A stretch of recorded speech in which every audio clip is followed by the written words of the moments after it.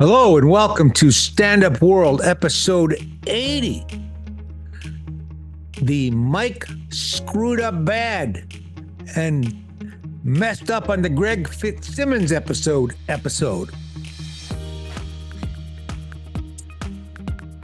Yes, I screwed up.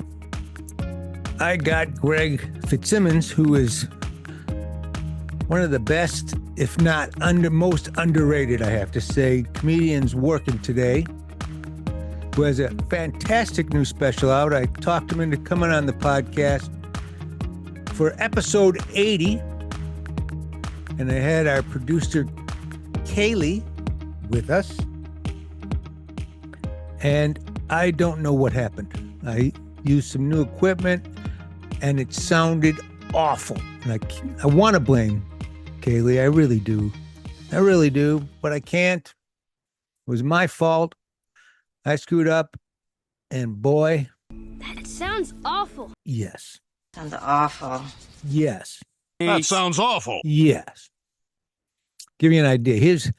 Here's just me even introducing Kaylee for the episode. I have a very good show today. Say hello to the producer of the show, the wonderful Kaylee Zellick. What's up? Nothing. Just, I don't know, making sure my mic is working. You look nice today. Thank you. That is so bad. Okay. And then we'll bringing on Mr. Fitzsimmons. I'm good. You know, I just hit 400,000 views on my special about 5 minutes ago, so I'm very excited. It's way beyond where I thought it would be. It's great. It's really a funny special. It went on and it got worse. Oh, that's so bad. It got better, then it got worse. But the bottom line is it's an unusable episode. And I'm not about to call him up and say, hey, can you redo it again, Greg? Because I don't know what I was doing. I'm new to podcasting. And Kaylee's, anyway, she's on jury duty for the next week or so. I don't even know. She says she's on jury duty. She's probably looking for another job. And I don't blame her. I don't pay her anyway. It's because you're a loser. That's it. And you're a loser. But that's another story. But what I'm going to do instead, show you some clips of Greg's new special, which he shot at the Comedy Mothership. Beautiful new club, Joe Rogan's club down in Austin. Here's the opening. Just show you how nice it looks.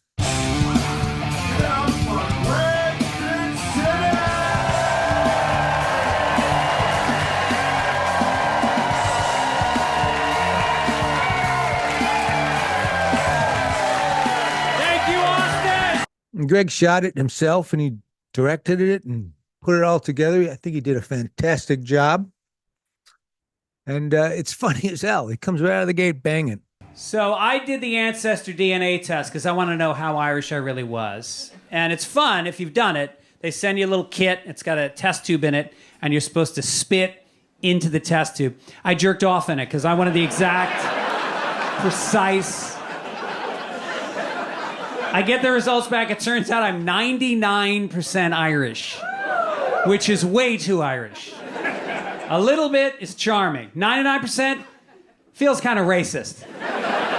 It feels like, what's with nobody in the history of this family having sex with any other type of person? Especially when you're Irish. Like, which of the traits we're trying to protect here?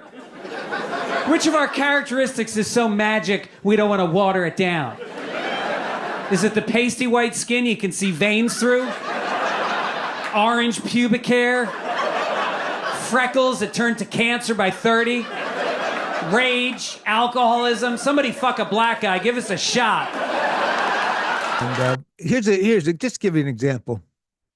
Here's a little talk we had on the podcast just to show you how bad it was. And especially if you're listening on Apple, where a lot of our viewers are, listen to this.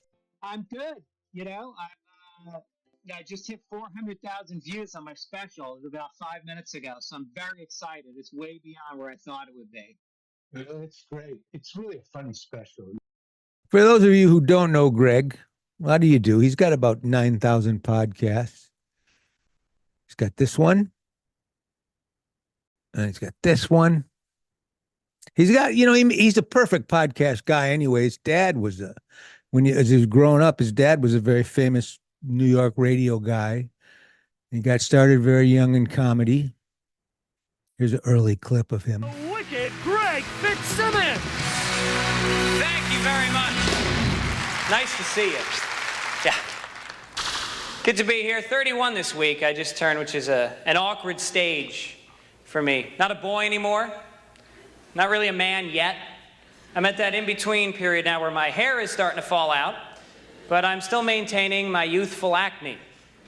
So, physically, it's all really coming together for me right now. Soon I'll be strolling around in a pair of Depends, popping zits on my bald head.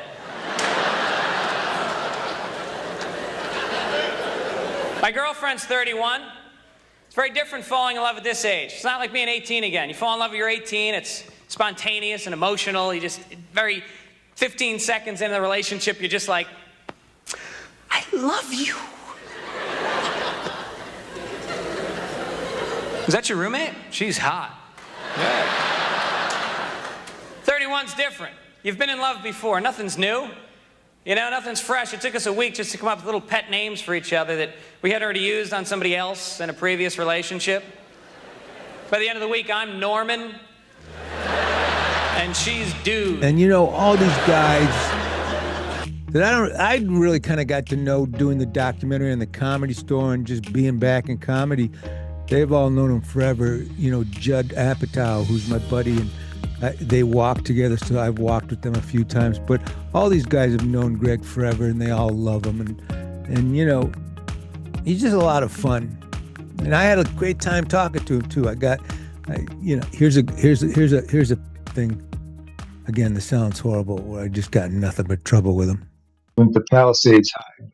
Oh, that's good school. Yeah.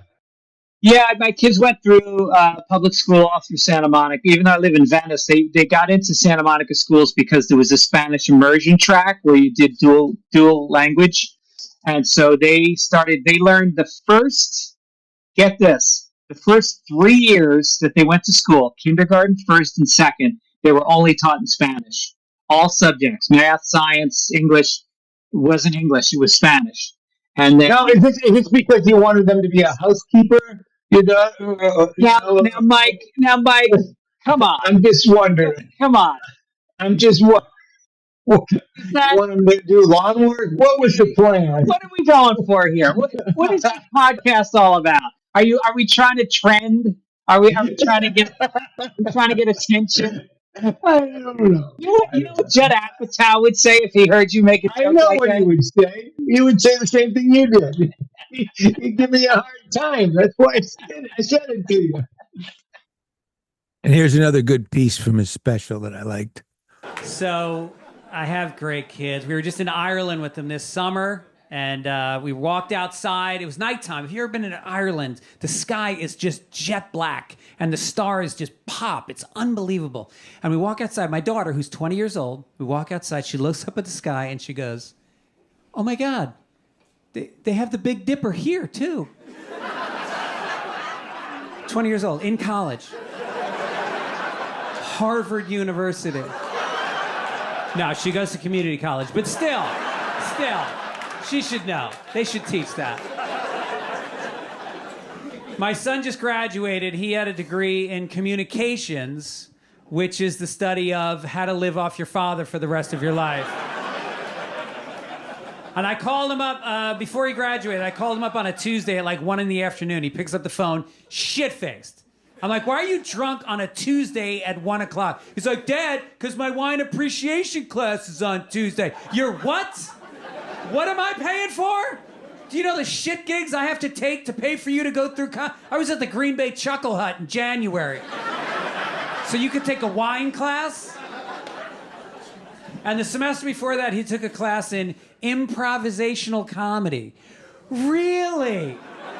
Here's an improv. You're at a job interview, and you got no fucking skills. Go. Fucking drunk. But this is all I got. I got me here alone at my house on a Sunday with no friends, explaining to you how I blew the big Greg Fitzsimmons episode. And I'm here with ball sack in hand, trying to crib together an episode. It's really sad. This is a new low point in American culture. But luckily, I've got great Greg Fitzsimmons material to drop in. I don't do any of it anymore. I'm sober, married, monogamous, took anger management classes, court ordered, and now everybody's always like, wow, you're such a good guy. You seem like such a good guy. And it's like, am I? Am I a good guy? Because the truth is, I want to slam that beer. I want to have sex with you. I want to punch you in the face. That doesn't seem like a good guy. I sound like an asshole. I'm kidding, sir. I don't want to punch you in the face. Hey now. Yeah. But do check it out. It's called You Know Me. And it's on YouTube, on Greg's channel. It's doing very well. It's doing really well. It's way up there in the hundreds of thousands and on its way to the millions. And he's going to be one of your favorite comedians. And let me jump off subject to Greg. Also, I want to tell you, there's this guy who I guess everybody in comedy knows about him, but I don't. I'm not, it's like I said, I had my head up my ass and out of the stand-up for many years. But this guy, Kyle Kinane, I just think is fantastic. And here's a piece from not his new special. His special, I think right before it, called Struts and Shocks. I won't go to the Holocaust Museum, though. Nope. I'll explain. It's not like I'm just going to move on to the next joke. He let that one hang out there for a while. No, I don't want to go to the Holocaust Museum because I am a coward. That's it. That's as simple. It happened, all right? That's not the route I'm going with this. It happened. I know it happened, and it was bad. Real bad. Like the worst. And I know that, and I'm too scared to deal with the emotions that would come with visiting a Holocaust museum. Like, that's a big day. That's wow. You don't want to do anything else? Okay. And shit, maybe I'm wrong. Does anybody here want to go to the Holocaust Museum? Okay, all right, okay. And anybody who says yes, it's always in theory. It's never like, okay, tomorrow. They're like, oh, I didn't know tomorrow. It's like, I have plans, but let's put it on a calendar and think about doing the right thing. No, we're all cowards, and that's okay. Glad the Holocaust Museum is there. It's there for education, and that's how the majority of people that go to the Holocaust Museum, they are field trips, which I find a tad ironic. That just somebody's like, oh, we got this Holocaust Museum. How are we going to get people in there? We could transport them in against their will. It's like, whoa, hey.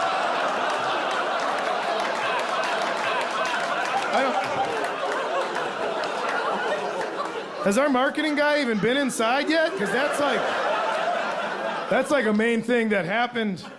You can't just look at the pictures. You got to read the captions. They didn't just love trains, man.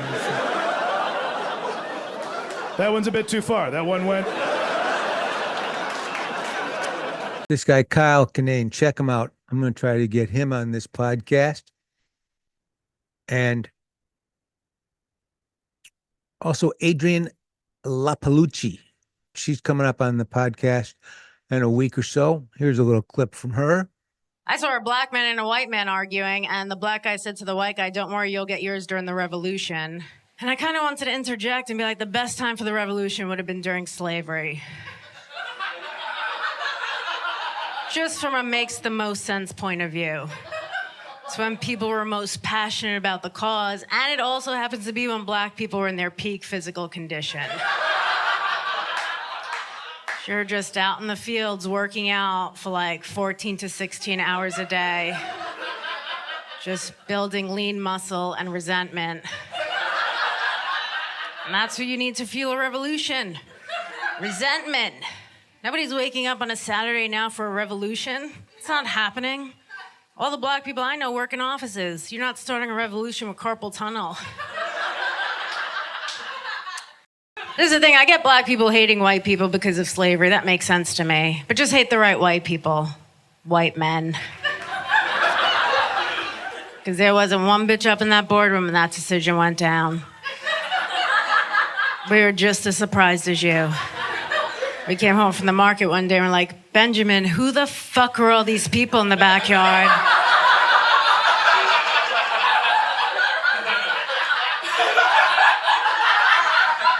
You gotta let me know if we're gonna have company. I would have never had slaves, just because I don't feel like it's morally correct, and also I'm not like a people person. But I feel like somehow I would have gotten peer pressured into it. Like one of my friends would have got me one for my birthday. I have to pretend to use them every time he came over. I'd just be like, look, Toby, when the Andersons come over tonight, just look busy. There has been some progress. It's just been slow. You know, a couple years ago, Viola Davis won an Emmy, first black woman to win an Emmy. That's pretty cool. She gave a really touching speech where she quoted Harriet Tubman. Just seems like a lot of pressure, though, for other black actors to make it quick before all the good Harriet Tubman quotes are gone.